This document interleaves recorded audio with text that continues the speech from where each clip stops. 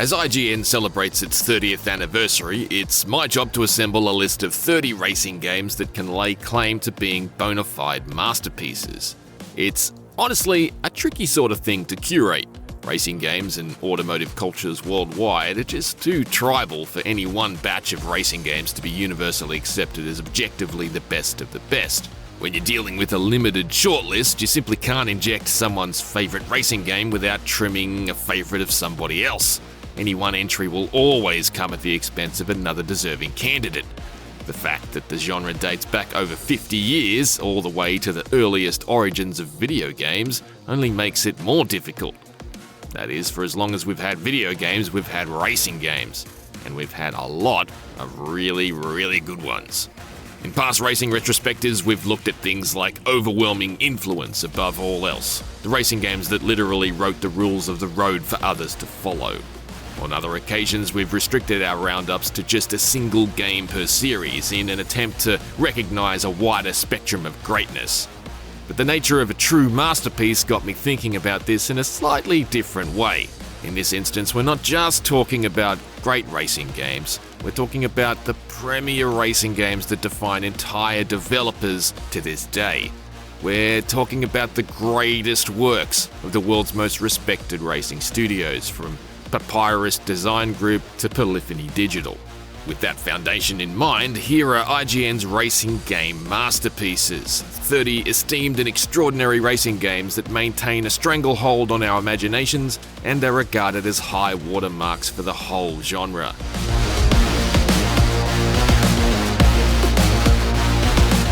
While we'll tackle these in no particular numerical order, let's start in the arcades, where the long legacy of racing games began. I've said a lot of this before on IGN, and I'll no doubt say it again, but the history of racing games is the history of video games. That's how far the racing genre goes back. In 1974, Taito released Speed Race, widely considered to be the first vertically scrolling video game ever. The first 8-player arcade game, Atari's Indy 800, in 1975. The first ever game to provoke the sort of media panics we're still seeing 50 years down the track, Exidy's Death Race in 1976. This is before Space Invaders, before Pac-Man, before Donkey Kong. Trace back the tire tracks and you'll find all roads lead back to the arcade. It's these legendary cabinets, wheels slick with palm sweat and seats sanded smooth by the sliding of several thousand butts, that forged the future and made the arcade the automotive cradle of our modern-day high-speed civilization. There are a number of arcade classics that are unmistakably masterpieces of the arcade era.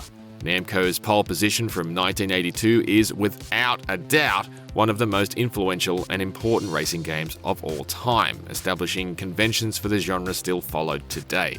The 3D polygonal graphics of 1988's Winning Run, also from Namco, was a first for the company and a stunning representation of the future of racing games. However, if we're talking about masterpieces, it's tough to ignore the likes of Sega's highly innovative 1986 all-timer Outrun. Following the strong success of motorcycle arcade hits Hang On and Enduro Racer, Sega switched back to 4 wheels for Outrun.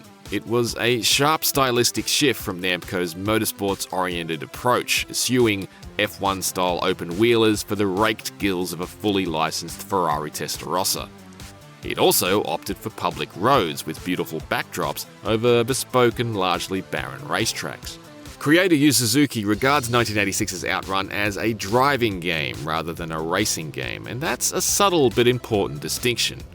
That is, Outrun may still be very much a classic race-against-the-clock arcade experience, but it's also the common ancestor of Cruisin' USA, Test Drive, The Need for Speed, and more or less every modern racing game centered around planting your foot on the loud pedal in the kind of exotic cars you can only afford by being better than almost everyone else at a popular sport or ripping off people's pensions. With undulating tracks, selectable radio stations, and a killer cockpit-style cabinet, the innovative and extraordinarily successful Outrun was unlike any racing game out there in 1986. No discussion of arcade racing masterpieces is complete without paying tribute to Sega's Daytona USA. After sneaking a few out to arcades in 1993, Daytona USA was widely released in 1994. Arguably the most recognizable arcade racing game of all time, Daytona USA is arcade racing perfection. There's even more to this masterpiece than its cutting-edge texture-mapped 3D graphics, its perfectly honed, easy-to-play, tricky-to-master driving model, or its infectiously delightful theme song. As an arcade cabinet, Daytona USA is just as much a masterpiece in physical form and function, from its eye-catching yellow and orange color scheme to its famously judo-choppable gear stick. Daytona USA went head-to-head with Namco's similarly cutting-edge Ridge Racer in the mid-90s. While Ridge Racer may have eventually enjoyed the better home release conversion, Daytona USA's 8-player action rendered it untouchable amongst its peers. While the legendary Sega Rally Championship is acclaimed for a lot of reasons, not least of all being the fact that it was the first ever racing game to simulate different levels of friction on distinct driving surfaces, Sega reportedly took some convincing to back the project. The company didn't see rallying as an especially high-profile motorsport category in Japan, which feels slightly odd considering 3 out of the 4 manufacturer teams in the WRC at the time, following the departure of Lancia, were Japanese. There was also a hesitancy to build a game around rally cars, which, on account of their nature as regular street cars on off-road steroids, didn't seem as aesthetically exciting to the suits as formula races and exotic supercars. Fortunately, the passionate team was able to persuade them of rallying's merits, and the rest is history. They were even able to convince both Toyota and Lancia to agree to license cars to the game. A Celica GT4 is made famous by Didier Auriol, and the all-conquering Delta Integrale is made famous by Juha Kankinen. They were 2 cars that actually never raced each other in the WRC. Lancia withdrew from the WRC at the end of 1992, and this particular Celica was campaigned in 1995, before being spectacularly banned for an illegal turbocharger restrictor.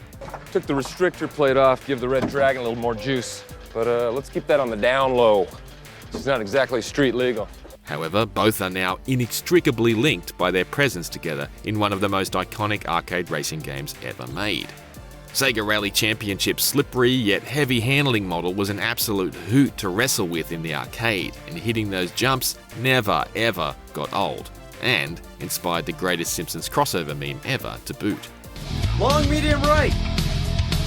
Over jump. Wow! The writing was certainly on the wall for arcades by the time Namco's seminal arcade classic Ridge Racer found itself ported to Sony's hot new home console in the mid-90s. Gamers were shown a future where near-arcade quality 3D graphics could be transported into their own homes via a PlayStation, and race fans in particular found they could enjoy similarly speedy experiences without leaving the crevices they'd carved into their own couches. Namco's Ridge Racer series peaked in late 1998 with Ridge Racer Type 4, which came as a franchise reinvention. Pushing what was possible for lighting and shading on hardware that had long since been eclipsed in terms of power and performance, Ridge Racer Type 4 made a strong case for being the most beautiful racing game on the original PlayStation, and it arrived with new cars, fresh and interesting tracks, and a light visual novel approach driving the campaigns. Perhaps best of all, it injected the whole thing with oodles of smooth Japanese acid jazz.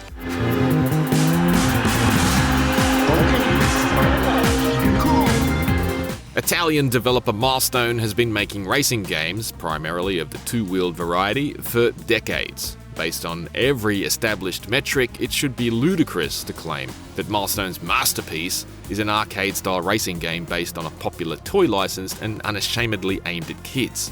Nothing about that makes sense.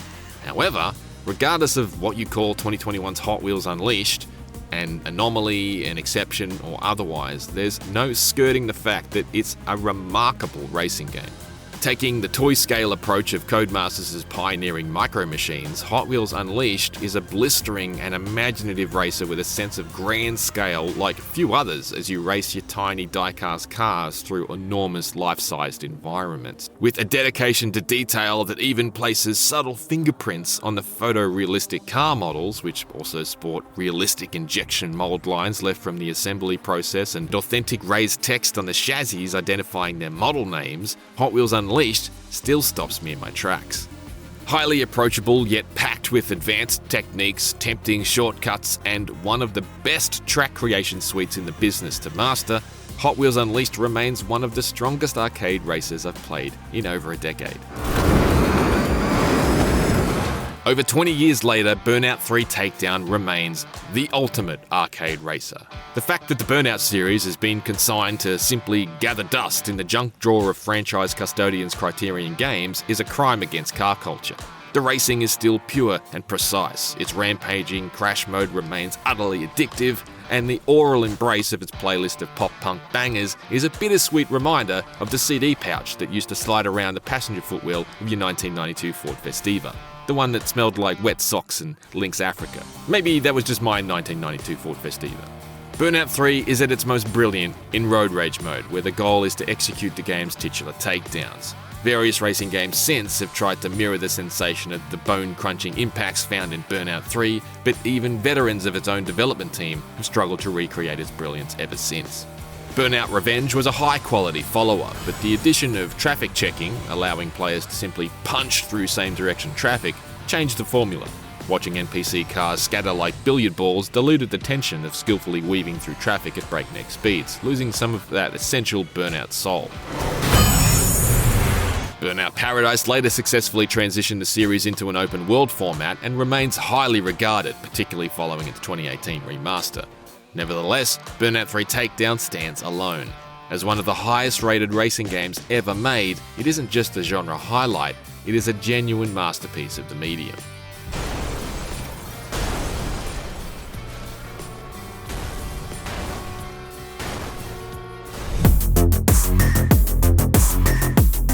Defunct PC racing simulation gurus Papyrus, the developers of the highly influential Indianapolis 500 The Simulation and historical racing darling Grand Prix Legends, probably painted their masterpiece with 2003's fan favourite NASCAR Racing 2003 season.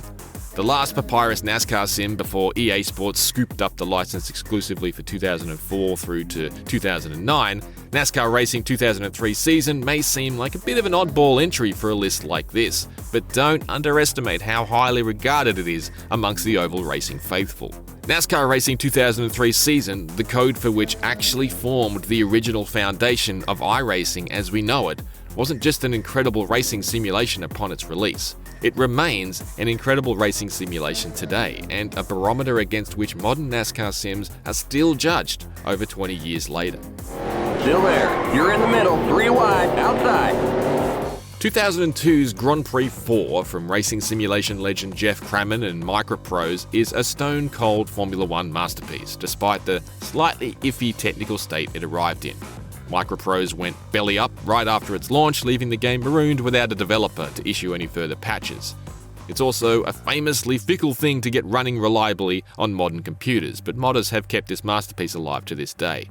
A modern and non-F1 licensed re-release of it, dubbed Jeff Crammon Racing 4, is even due to hit Steam this year, with workshop support no less.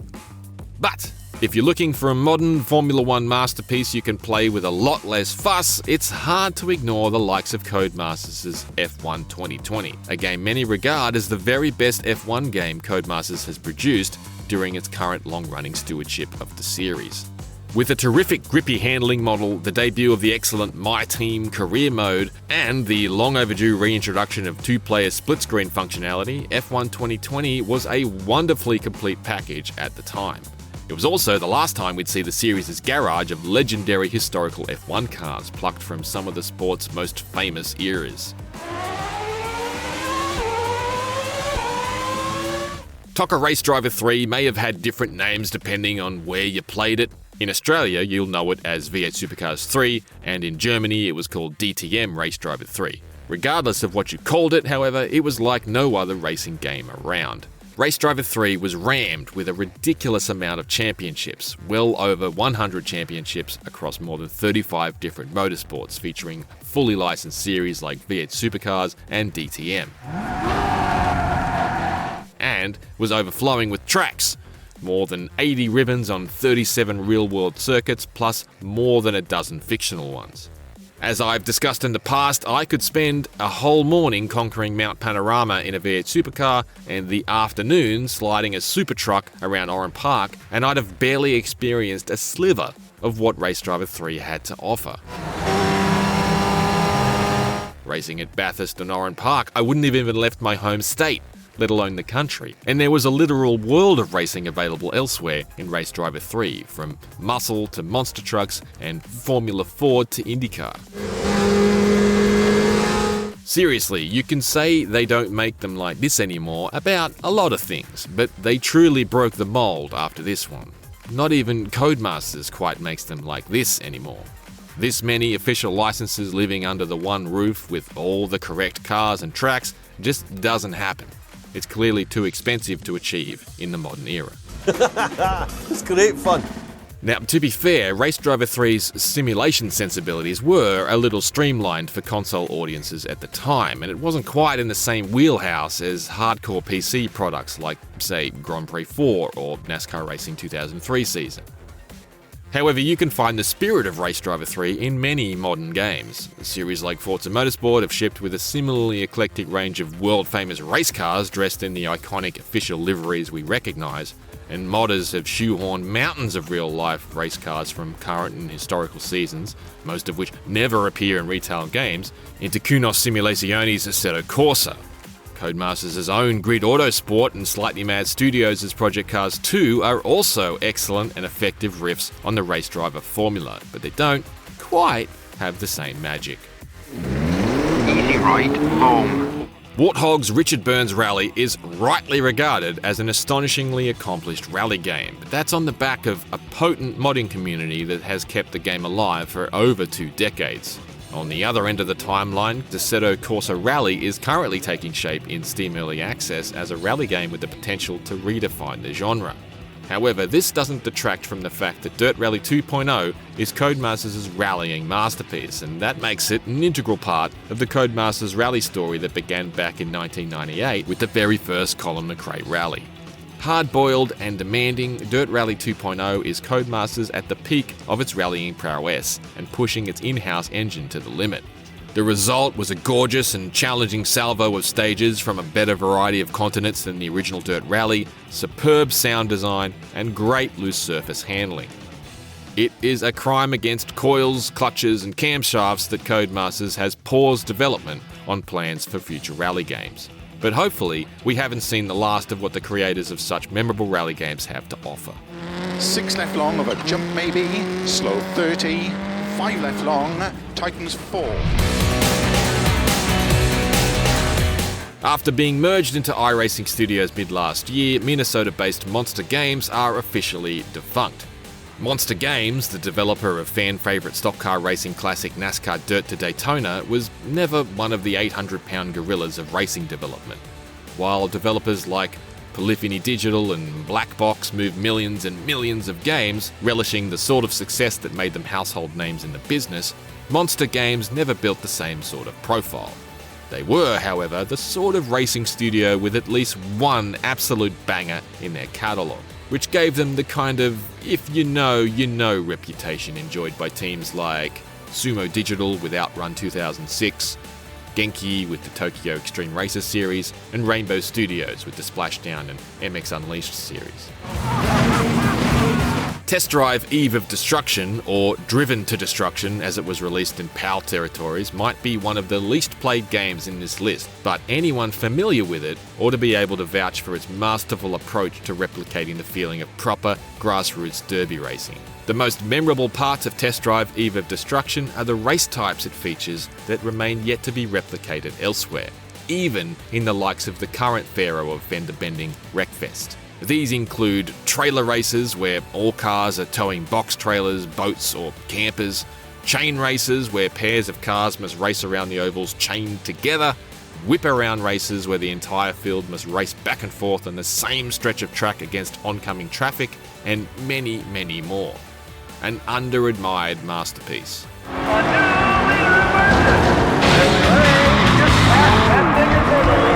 When the Flat Out series was yanked from Bugbear Entertainment after 2007's eternally underappreciated Flat Out Ultimate Carnage, it was hard to see what the future might hold for the Finnish demolition specialists. Just over 10 years later, it hit back with a mayhem-fueled masterpiece of metal-rending spectacle. Wreckfest didn't just T-bone the destruction racing subgenre, it pummeled it into the ground and drove a hastily spray-painted school bus over the smoking debris. The menu presentation is a little vanilla, but the elbows-out competition on track more than makes up for that. Wreckfest's rusted-out rides ooze character from every dent and scrape, and tossing them into panel-punishing battle and pushing the damage model to the limit simply never gets old.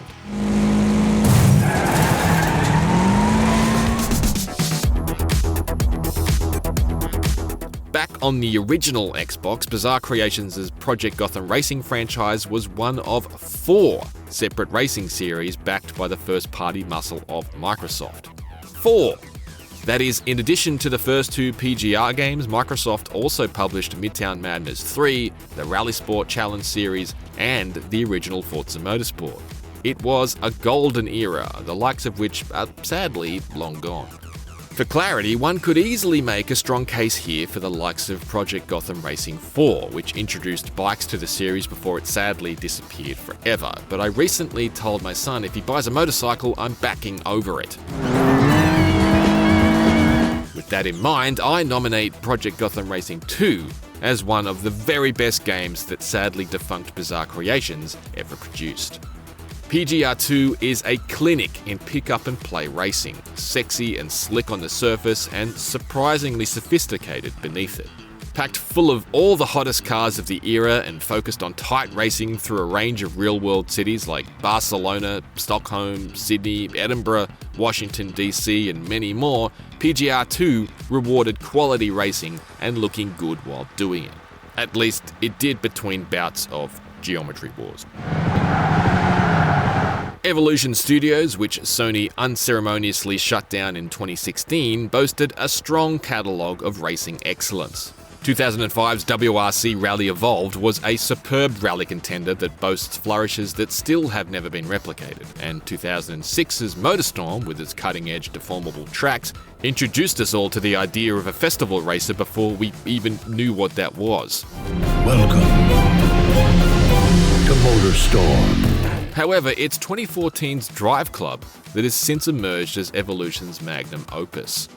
Drive Club didn't reinvent the wheel by any stretch. Broadly speaking, it offered a very familiar and entirely conventional brand of racing. It had a disastrous start to life too, and was immediately stricken by catastrophic server issues that crippled all of its social features. This was a big problem considering its single-player replay value was debatable. However, shortly after its troubled release, Evolution augmented Drive Club with a set of genuinely astonishing weather effects. Alone, that doesn't sound like a particularly interesting fact. What makes Drive Club a fascinating case is the fact that these wet weather effects have never been eclipsed. In the rain, Drive Club is an unprecedentedly stunning-looking racing game. It looks so good to this day that gamers are constantly rediscovering it, floored by how good it still looks well over 10 years later. Just watch as the rain sloshes and moves with the wipers and cornering forces. Long delisted thanks to the frustrating realities of expiring licenses that plague racing games with real cars, Drive Club has earned a robust reputation as a flawed masterpiece.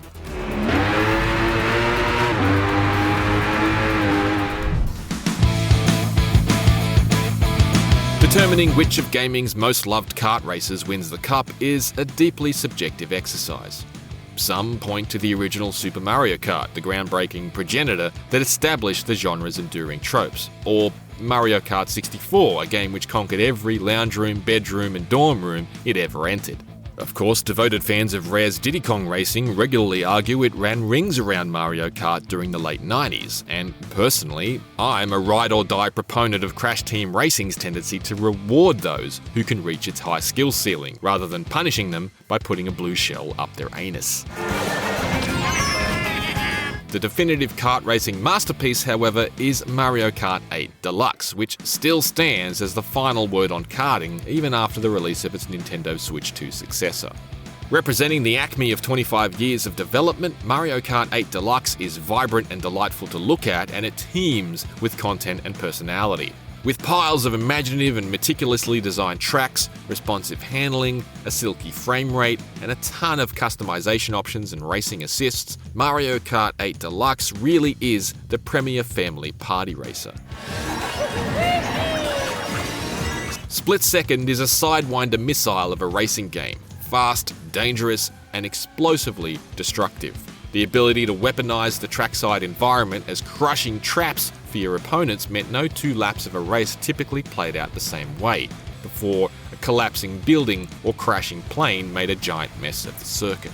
With its fantastic circuit design, potent sense of speed, and multiple clever flourishes, including a clean HUD that moved all important information down to a small bar that trailed behind your car, Split Second is a cracking arcade racer that never got its due. Split Second is proof nothing is fair in the video game business. When Split Second emerged as a bona fide burnout competitor back in 2010, the response from arcade racing connoisseurs was gushing. Perhaps if we'd known we were never going to get a sequel, we all might have been a bit more zealous about convincing more people to buy a copy. Unfortunately, Split Second sold too poorly to kickstart the series a racing game of this quality deserved. While it was easily the best game Black Rock Studio, formerly Climax Racing, ever produced, it was also the last game it ever produced. The fact that we also never got another proper Burnout game after Split Second either is just salt in the wound. 2010 was a cursed year to release a killer new arcade racing game that dared to innovate and strike acclaim as a fresh new force in the genre, because it was also the year Bizarre Creations released critically acclaimed cult favourite Blur. Turning the page from the much-loved Project Gotham Racing series, Bizarre reinvented its brand of arcade racing to include combat, resulting in a chaotic experience that blended PGR's typical smorgasbord of real-world locations and recognisable licensed cars with Mario Kart, Wipeout-inspired weapons and power-ups. As fun as Blur's high-speed spectacle was, it was enormously underappreciated at the time of its release. These days, Blur is regarded as an unfairly forgotten arcade racing modern masterpiece, but unfortunately we never got to see an evolution of it as Bizarre Creations was shut down by Activision in early 2011, less than 4 years after it acquired the studio in late 2007.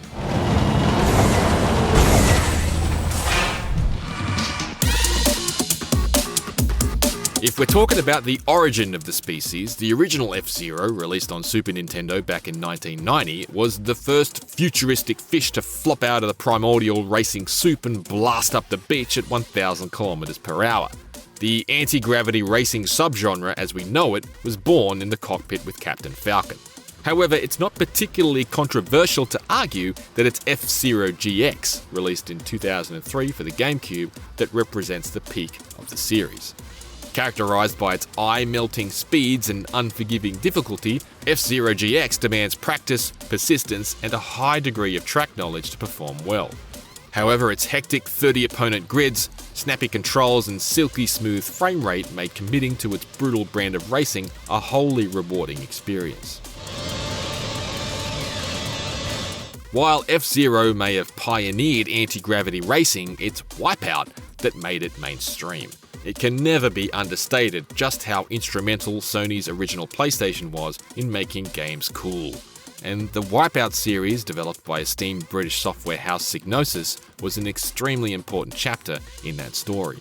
However, while the original Wipeout was a genuine smash hit and a launch title for the PlayStation's European debut, its immediate follow-up, Wipeout 2097, or Wipeout XL as it was known in Japan and North America, was where this anti-gravity icon hit top speed. A perfectly timed blend of exciting and never-before-seen futuristic racing with a soundtrack sourced from the titans of 90s rave culture, including Prodigy, Underworld, The Future Sound of London, and the Chemical Brothers, Wipeout 2097 was the embodiment of cool.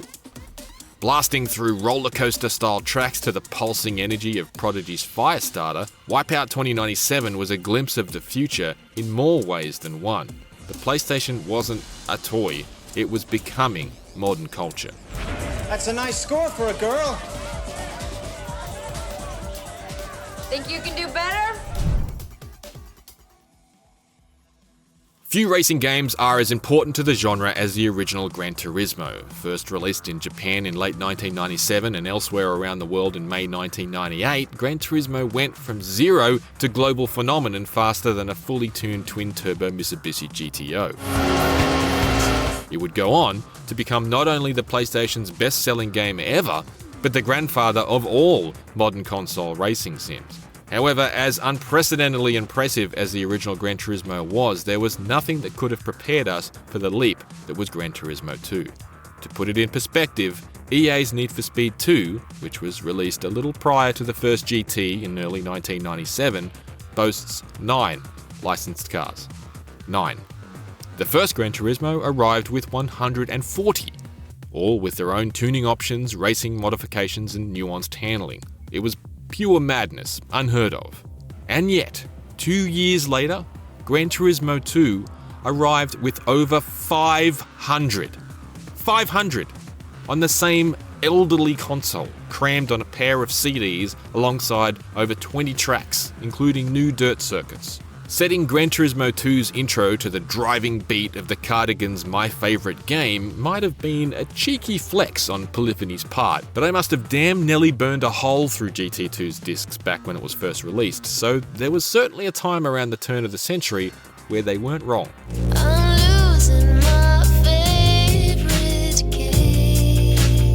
Sure, there are idiosyncrasies about Gran Turismo 4 that even back in 2004 I would have loved to have been able to change.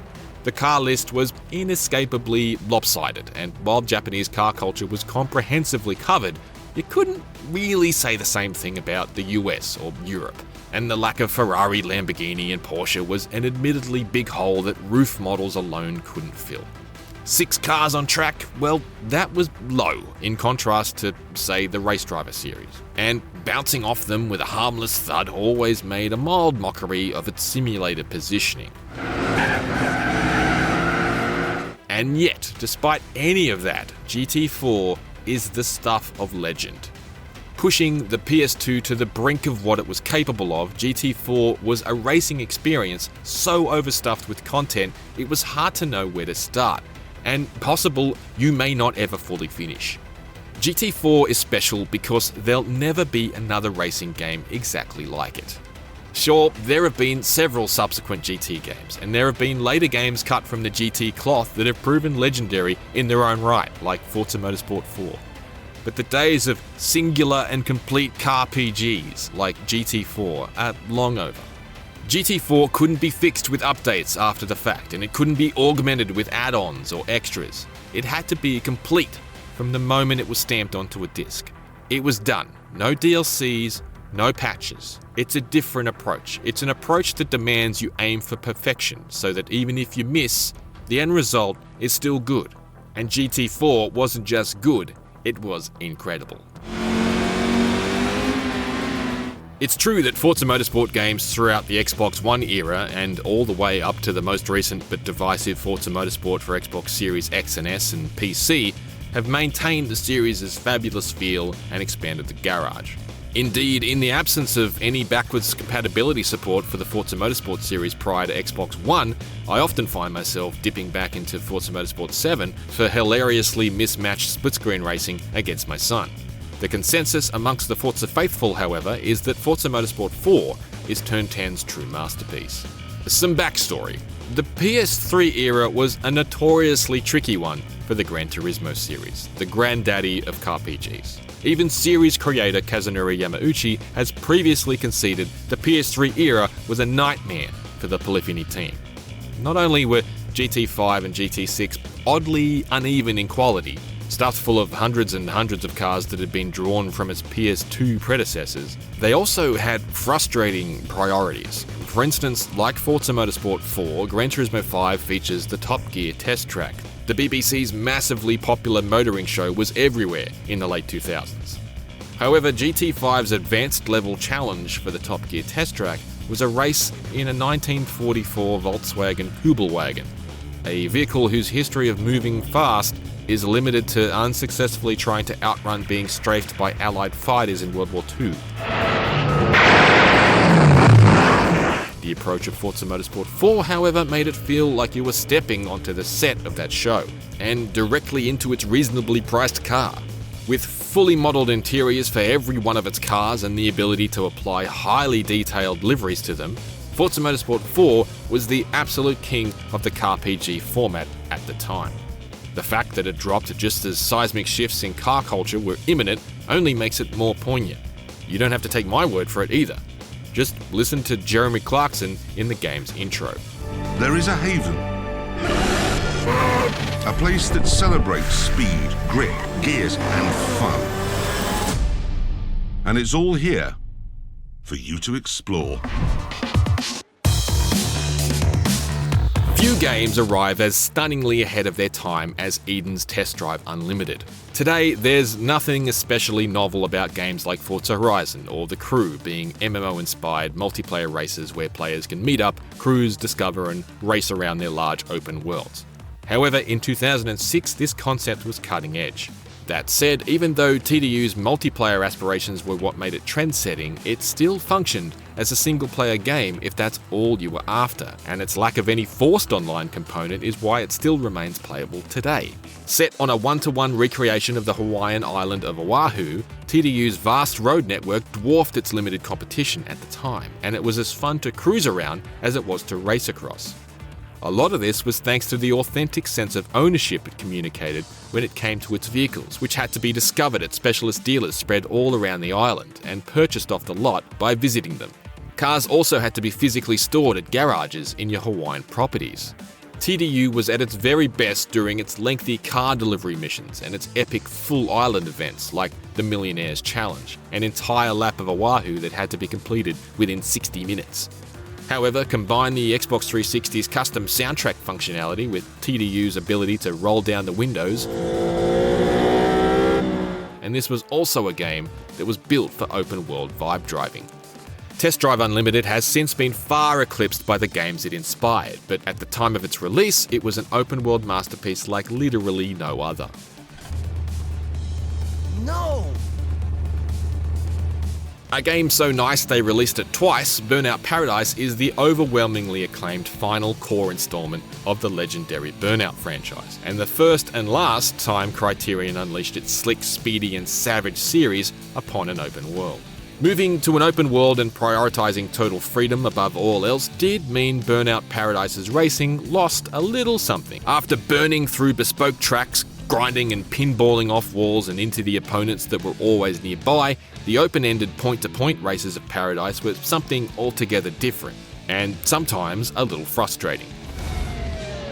I don't know what the common consensus is, or even if there is one, but I'll maintain all day that Burnout Paradise isn't actually the best Burnout game. It's hard to argue against the multi-award winning critical darling being a racing masterpiece though.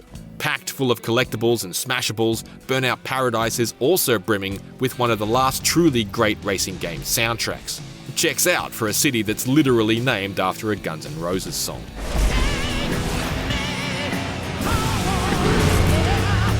The original Driver, released in 1999, was nothing short of revolutionary. When it comes to open-world 3D driving games, the history of this entire subgenre explodes right here with Driver and Midtown Madness in the last gasp of the 20th century. However, as much as I adore the original Driver, and it's one of my personal favourite games in any genre of all time, there's simply no ignoring Driver San Francisco's status as one of the most unhinged and unique driving racing games ever made. It is absolutely true that placing the main character of your gritty car chase simulator in a coma and setting the majority of the story in a bizarre dream state where he has the ability to supernaturally possess any other driver on the road sounds absurd. It's honestly difficult to grasp how this concept made it through a single meeting without getting laughed out of the building. However, in practice, this entirely unique system is not just incredibly entertaining, it's immensely refreshing in a genre where brand new, never-before-seen ideas are sadly rare. For instance, if you need to win a race in Driver San Francisco, you can do so in the entirely typical way of simply trying to drive faster than everyone else. Or you can teleport into oncoming traffic to smash into other racers and pummel them out of the competition. It's the automotive equivalent of being able to leave the football pitch in EAFC and help your team score by shining a laser pointer in the goalkeeper's eyes. But Driver San Francisco's goofy hook is only part of the tapestry here. There's its brilliantly assembled garage that smuggles in a host of the most famous movie and TV cars of all time, and its pitch-perfect playlist of funk, rock and soul. It's also a powerhouse of technical engineering, maintaining a smooth 60 frames per second on top of the ability to shift around the map almost instantaneously. It even boasts a 2-player split-screen multiplayer mode set within the full open world, where both participants retain the ability to teleport at will, which is a truly wild achievement. John Tanner, you're the best. Say that again. John, bro, I'm telling you, you're the best. 2012's Forza Horizon from UK racing supergroup Playground Games flipped the script for open-world racing games and set the tone for well over a decade of dominance of this entire subgenre. Established street racing series suddenly found themselves competing with the might of the Forza Motorsport machine, only now it had been set loose on the open road. That meant not only the fine-tuned feel of the Forza brand, but also the gorgeous graphics and the monster-sized garage of car enthusiasts' favourites. The original Forza Horizon was a stunning debut for a new developer, albeit one staffed with experts drawn from specialist racing studios from all over the UK. It was a pumping and thriving day and night celebration of the automobile, where the competitors weren't just a selection of the coolest cars the planet has ever produced, but also planes, helicopters, and hot air balloons. The Forza Horizon games have been the gold standard in modern open-world racing for well over a decade, and that trend started right here with this modern masterpiece.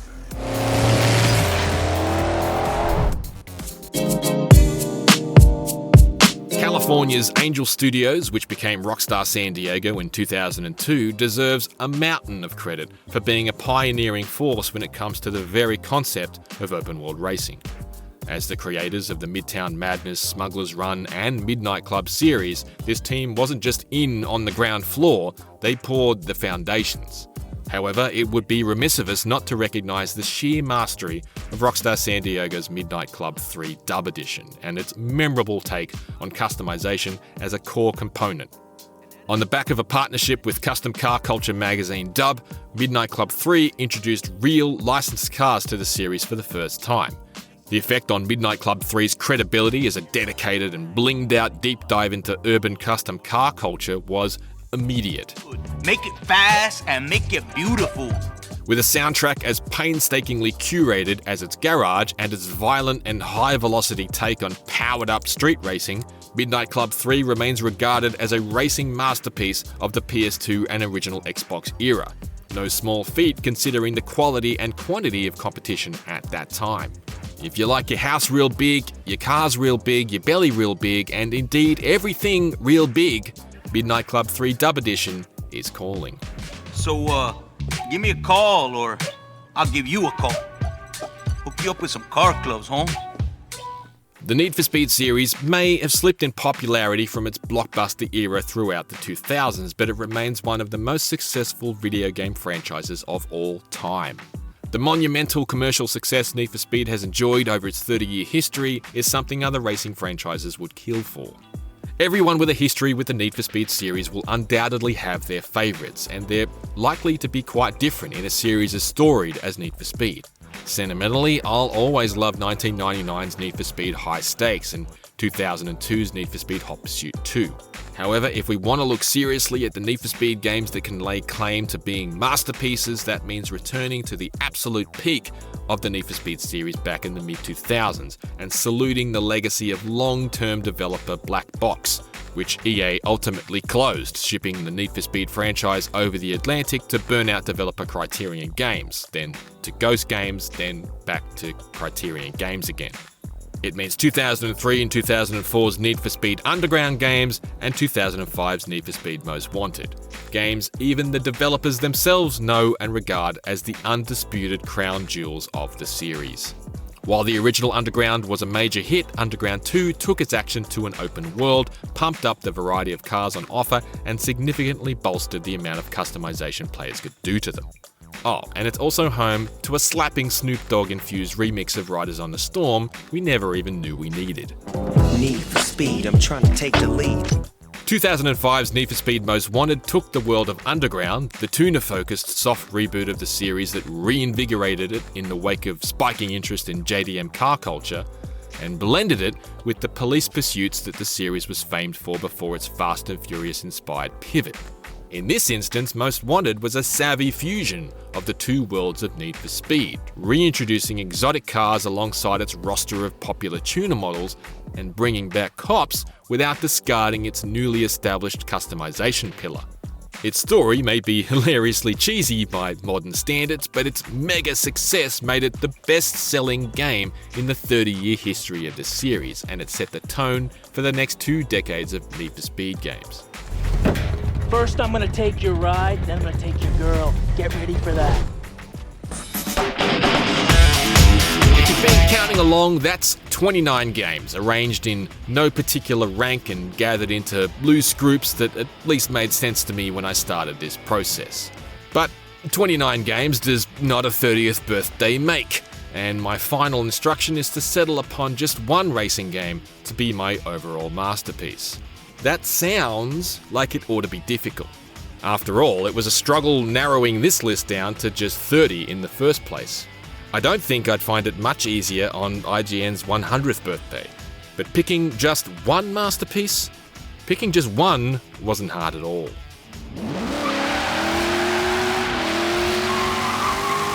It's Forza Horizon 3. It's the answer today, and it's the answer tomorrow. Honestly, it might always be the answer.